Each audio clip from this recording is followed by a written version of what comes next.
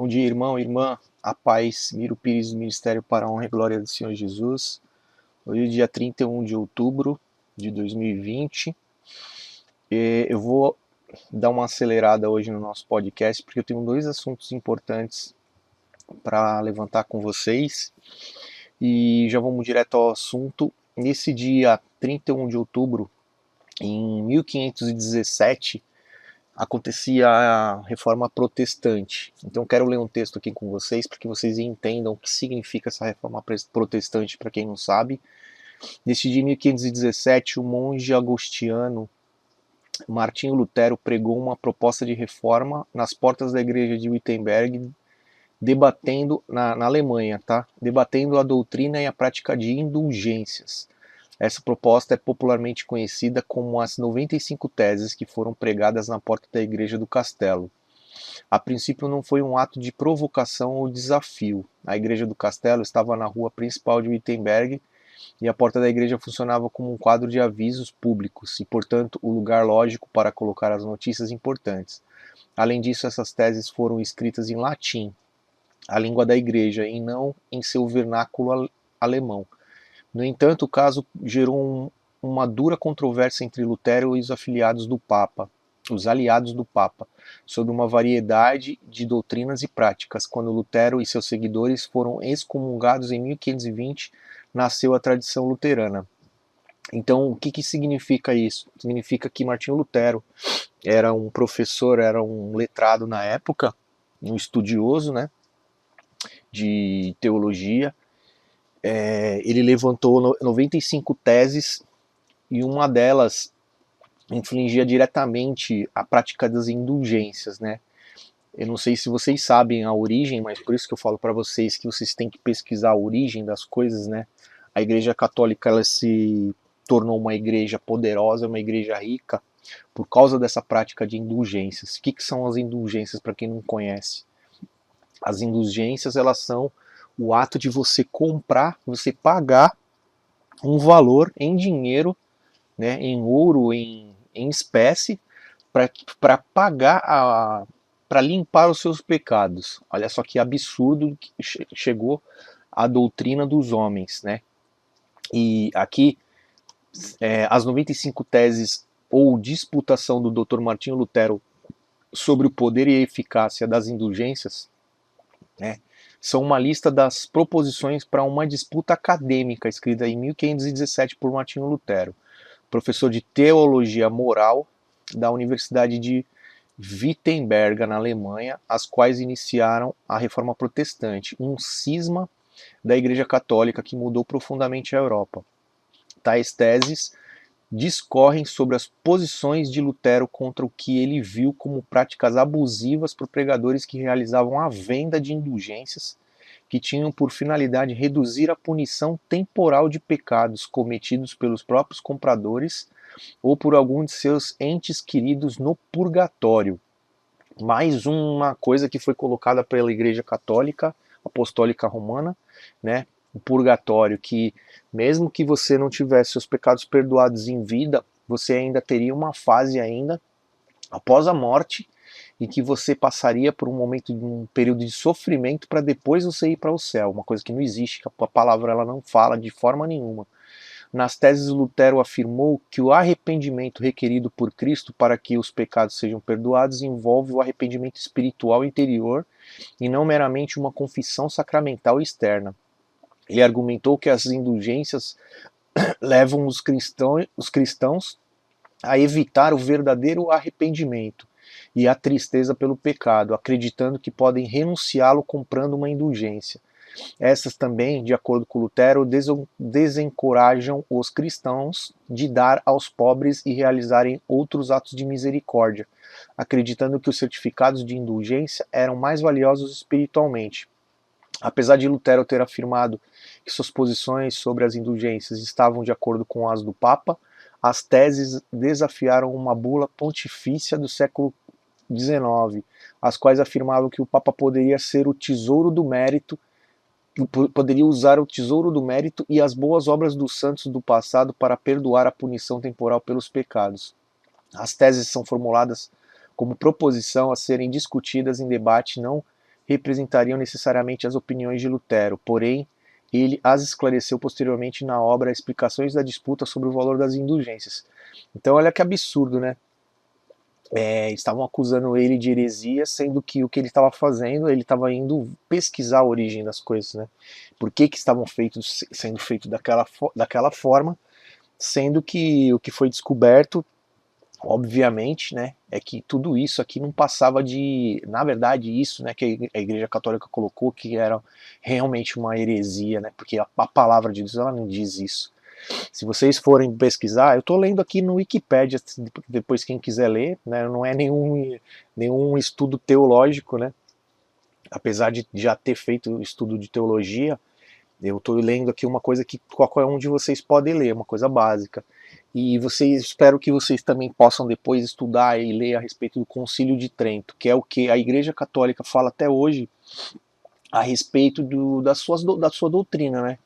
E lá no Concílio de Trento é declarado que o Papa, ele é o próprio Deus aqui na Terra.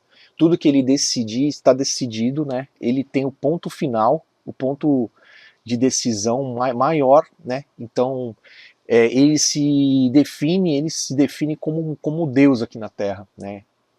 E também a prática da, do consumo da hóstia, né? Em que eles falam que existe uma transmutação naquele exato momento que você coloca a hóstia na sua boca, você está definitivamente comendo o corpo de Cristo. Né? Existe uma transmutação, ou seja, a matéria ela se transforma no corpo de Cristo e o sangue do vinho, o vinho se torna o sangue de Jesus. Isso que são muitos absurdos, são muitas heresias numa coisa só. Por isso que eu digo, né? Eu nasci, eu cresci. Meus pais eram católicos, são católicos até hoje, e sobre essas coisas, né? E eu não tinha esse discernimento das coisas. Então, aí quando você vai buscar a origem, começa a estudar, aí que você define se você continua crendo, né? Ou se você passa a acreditar em outras coisas, se você vai buscar realmente a origem. Eu fui buscar a origem na igreja primitiva, na igreja dos apóstolos. E um outro assunto que eu queria tratar com vocês hoje, então, portanto, para mim, hoje, 31 de outubro, é um dia de comemoração pela reforma protestante que aconteceu dia 31 de outubro de 1517. Tá? Esse é um dia importante por causa disso. Agora, uma coisa que é praticada, né? Praticamente isso se difundiu no mundo inteiro, infelizmente, é o Halloween, né? Que é também no dia 31 de outubro. E eu gostaria de ler uma coisa aqui para vocês, antes, que diz a palavra lá em Deuteronômio 18, capítulo 18, do versículo 9 ao 13. Diz assim: Quando entrarem na terra que o Senhor, o seu Deus, dá a vocês, não procurem imitar as coisas repugnantes que as nações de lá praticam. Não permitam que se ache alguém no meio de vocês que queime em sacrifício o seu filho ou a sua filha, que pratique adivinhação, ou se dedique à magia, ou faça presságios, ou pratique feitiçaria, ou faça encantamentos, que seja médium, consulte os espíritos ou consulte os mortos. O Senhor tem repugnância por quem pratica essas coisas. E é por causa dessas abominações que o Senhor, o seu Deus, vai expulsar aquelas nações da presença de vocês. Permaneçam inculpáveis perante o Senhor, o seu Deus. Aí eu pergunto uma coisa para vocês, né? Será que nosso Deus mudou? Será que nosso Deus ele passou a pensar diferente? Né? Porque a palavra de Deus diz que ele é o mesmo ontem, hoje e será para sempre. O próprio Jesus, quando ele veio em forma de homem, em carne, ele disse que nenhum tio da lei seria retirado. Ou seja, ele não veio para rasgar a lei, muito pelo contrário, ele veio para se fazer cumprir. Né, para se fazer cumprir. E ele, na verdade, ele explicou a lei, ele explicou o porquê que Deus havia colocado aquelas leis, e ele exemplificou, né, e ele esmiuçou de uma tal forma que nós não temos mais dúvidas, né, a respeito disso. Então Deus ele não se alegra, muito pelo contrário, Deus ele abomina, ele odeia a feitiçaria, a magia, principalmente a magia negra, né, meio de unidade, consulta de mortos, de espíritos. Foi o que a gente tem falado nesses dias a respeito de que só existe Deus, os anjos, os demônios e Satanás, não há mais nada a que se possa buscar, a que se possa consultar, a que se possa interceder por nós, né? Até mesmo os santos que muitas pessoas buscam, os santos eles estão com Deus, né? Se realmente eles tiveram uma vida salva, eles estão com Deus, eles estão no seu devido lugar, eles estão aguardando o dia do juízo, e eles não estão vagando aqui pela terra como muitos dizem, doutrina de homens também, doutrina de demônios. Então eu gostaria de alertar vocês para que vocês não achem que essa festa absurda é uma brincadeira, né? Não deixem os seus filhos, se você é cristão, você não deve, né, incentivar essa prática no seu filho, você não deve praticar isso, porque Halloween significa uma consagração às bruxas, né? Então você está consagrando o teu filho, você está consagrando a tua família à bruxaria, à feitiçaria. É uma coisa que foi praticada lá das criancinhas, elas pedirem doce, né? E se você não der o doce, ela vai estar aplicando uma bruxaria, uma feitiçaria em você. Então olha só o teor do negócio. Então as pessoas elas precisam entender a origem das coisas para elas poderem saber que tipo de ministração há ali, né? Por isso que muitas pessoas não entendem o fato de você ter que buscar um alimento para o teu espírito, um alimento de verdade, né? O alimento da palavra. Porque dependendo do que você se alimentar, você está sendo ministrado por coisas que o próprio Satanás está colocando, né? Está usando pessoas para ministrar em você, e principalmente o Satanás, a mira, o foco, o alvo de Satanás nos tempos de hoje, muito mais do que antigamente, são as crianças. Porque é através das crianças que as coisas se fazem, não tem nada a ver, isso é tranquilo, isso daí é simples, isso daí não tem nada de maldade nisso, né? Então ele é muito sutil, ele vai comendo pelas beiradas até que ele vai corrompendo, né, a cabeça de uma criança, colocando coisas lá dentro de que depois, quando se torna um adulto, fala, não, aquilo ali tá tranquilo, né? E mais um tema que eu gostaria de abordar com vocês é o que tem acontecido na Europa, né? Até aconteceu alguns atentados recentemente na França, na cidade de Nice, atentados terroristas.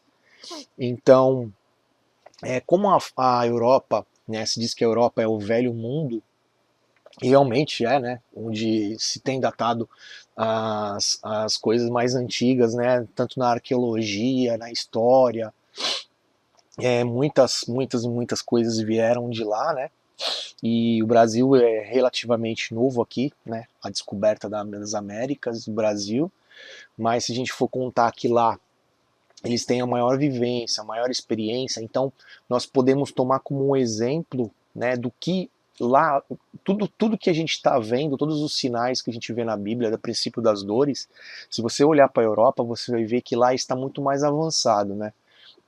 Então, eu particularmente, pelo que eu tenho lido, pelo que eu tenho ouvido, que eu tenho estudado, eu acredito que o anticristo e o falso profeta, eles vão ter alguma ligação entre a Europa e o Oriente Médio, muito provavelmente. Muito provavelmente. Se você for ver, né, o esfriamento que há na Europa hoje e o domínio, né, da religião muçulmana lá, que persegue os cristãos, eles estão chegando ao absurdo de enviar, estão enviando pessoas, né? Eles estão enviando muçulmanos, eles estão enviando o próprio povo deles para dominar outros países, para tomar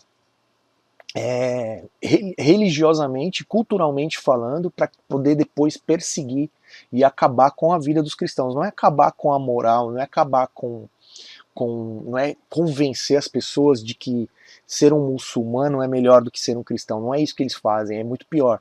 É acabar com a vida, né? Porque depois que eles tomam o comando das coisas, eles realmente perseguem e criam leis até de pena de morte, né? O que acontece em muitos países muçulmanos está sendo levado para o resto do mundo.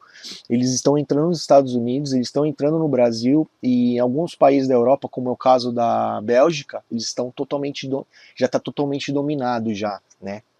Não existe mais praticamente nenhuma força cristã, né? Nós acreditamos que ainda Deus ainda vai conceder um grande avivamento ainda antes da grande tribulação, né, para que muitos tenham oportunidade do arrependimento.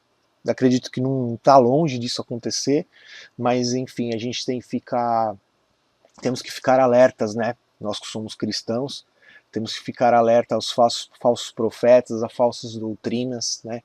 Esse cara aqui, essa semana, esse Ed René, que falou que a Bíblia ela deve ser atualizada, que a Bíblia ela não tem mais, não serve mais para os dias modernos, né? Uma baita de uma heresia para um cara de uma igreja batista falar um negócio desse, né? Infelizmente, a gente de vez em quando a gente escorrega mesmo no tomate, a gente fala coisas erradas, a gente prega alguma coisa errada, falha em algum detalhe, mas isso não é uma falha, irmãos. Isso não é uma falha.